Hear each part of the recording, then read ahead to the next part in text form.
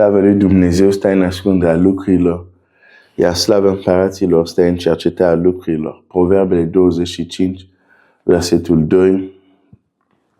Cred că ai înțeles lucru care ne ajută să înțelegem Scriptura. Nu este inteligența noastră, nu este creierul nostru. Inteligența noastră, creierul nostru ne ajută să înțelegem anumite lucruri, dar ce cu adevărat trebuie să înțelegem? Avem nevoie de o realitate care se numește lumină. În această dimineață o să dau o mărturie personală a ce înseamnă faptul că pe care celor neprihăniți lumină, strălucirea luminii, intensitate merge crescând. Și faptul că poți să fii luminat într-un aspect și într-o altă privință să nu fii luminat. Când Domnul m-a mântuit, vreau să cunosc, nu vreau să fiu ignorant și atunci am început să citesc cărți scrise de autori creștini, unde am putut să învăț multe lucruri și mi-amintesc că citeam o carte,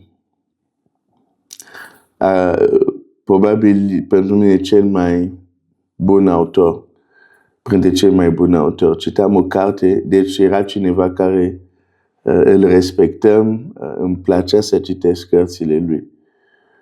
Și în una din cărțile lui am citit ceva și în sinea mea am zis, nu, adică am respect pentru el, e un om deosebit al lui Dumnezeu, dar aici, cu siguranță, a greșit.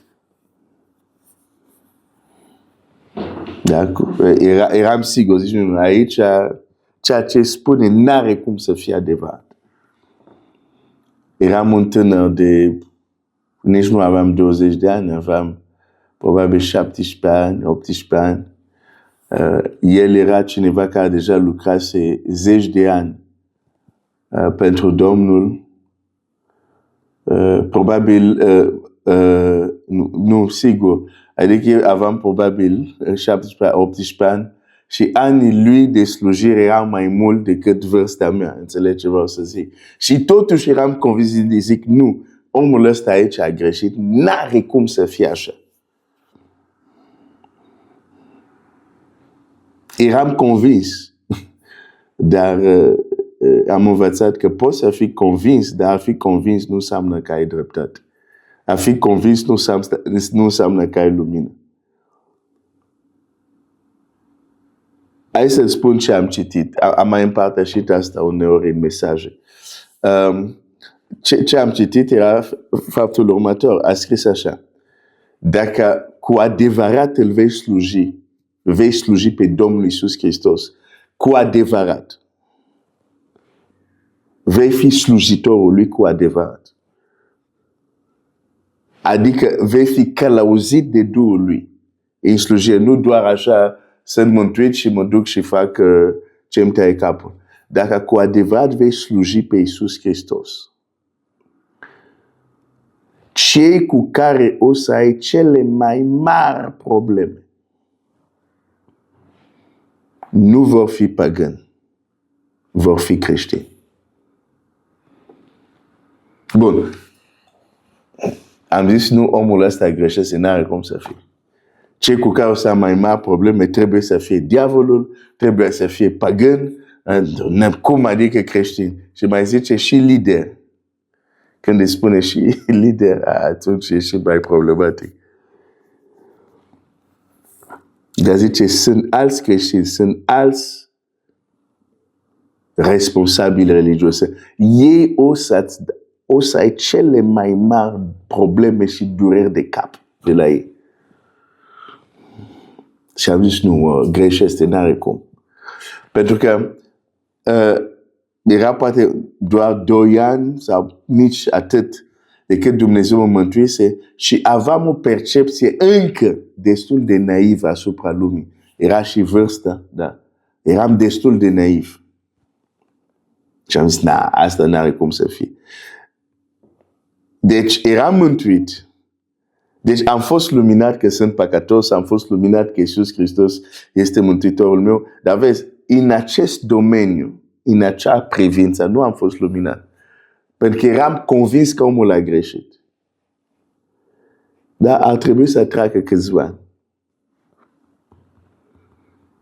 Ar trebui să tragă câțiva ani, și apoi să-mi amintesc și să zic, cât de dreptate a avut omul acesta. Acum eram și eu luminat. Da? 100%. Zic, frate, ai avut 100% dreptate. Dar atunci eram prea mic, atunci eram prea naiv. Atunci percepția mea din lume nu putea să primească altfel de frază.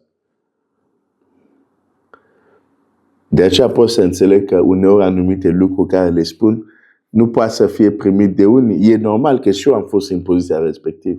Atunci de ce să mă supăr pe ei când nu e absolut normal. Și de multe ori zic doar, mai trăiește, Dumnezeu să-ți dea să mai trăiești.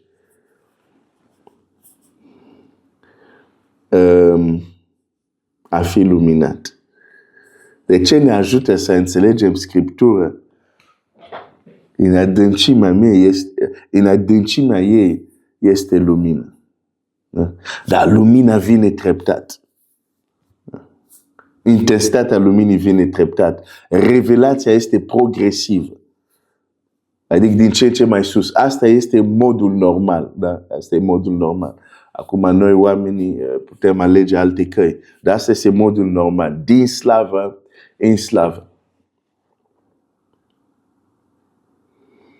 Mă opresc aici. Dumnezeu să ne lumineze mai departe. Să ne lumineze. Da, poate aici am lumină. Dar poate acolo și acolo, chiar dacă sunt convins că lucrurile nu stau așa, s-ar putea să am nevoie de lumină.